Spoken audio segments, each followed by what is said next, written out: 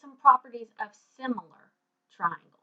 Okay, for triangles to be similar, it means your angles are equal and your sides are proportional. So if you can prove all the angles are equal, then you have similar triangles. Just remember, when the angles are equal, the shapes will be the same, but the sides will be different. So on this one, it says AB is parallel to ED. So we have two parallel lines here, okay? We know those are parallel. And they want us to prove that this is a similar triangle. Well, I need three angles. So I can get this angle, it's a vertical angle. So I know that angle ACB is going to be congruent to, let's see, angle ECD.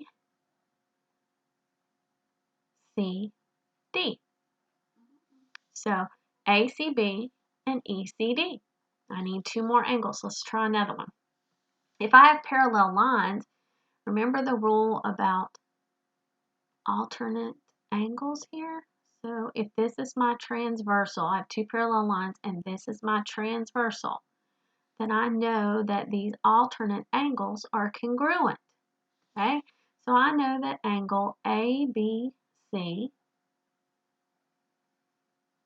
is equal to angle, I didn't use my angle symbol above, but let's see, ABC is equal to EDC.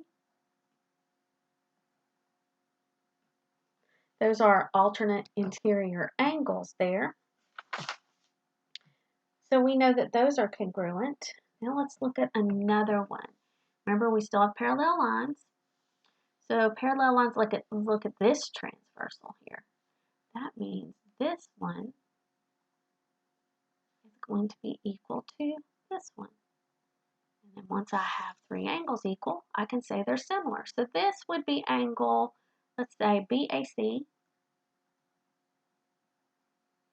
And we know that that is going to be equal to angle DEC.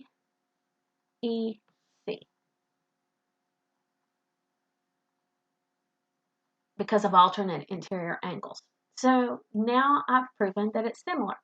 Now that we know one's similar, like this one says it's similar, so find the side lengths. The side lengths are proportional, okay?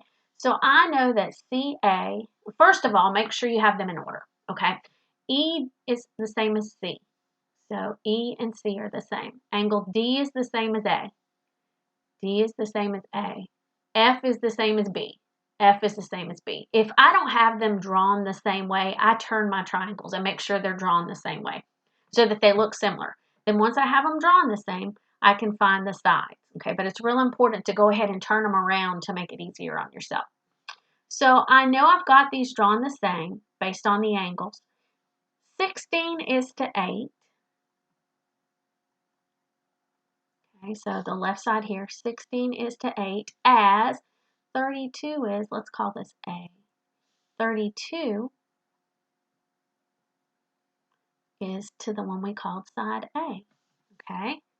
So 16 over 8, that reduces to 2 over 1. Let's do that and make life a little bit easier. Now what we're going to do is we're going to cross multiply. That's an A, not a 9. So let's cross multiply here. So I'm going to get 2A equals 1 times 32 is 32. Divide both sides by 2. And A is equal to 16. Okay, so this side is going to be equal to 16. Now let's get the other side.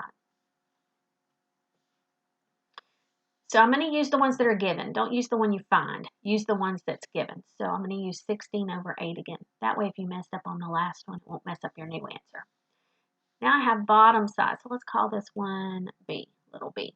So I'm going to have 24 over B.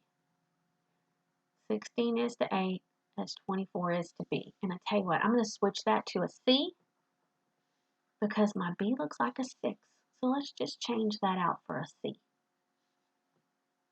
There we go. Now 16 over 8 reduced to 2 over 1. 24 over C. So let's cross multiply again. 2 times C is 2C, equal to 1 times 24 is 24. And when I divide by 2, I end up with C is equal to 12. So this side would be equal to 12. And this one you could have done in your head. It kind of makes sense if you look at it. 16 divided by 2 is 8. 32 divided by 2 is 16. 24 divided by 2 is 12. So that one you could have completed in your head. It's not always that easy though, so the proportions are helpful.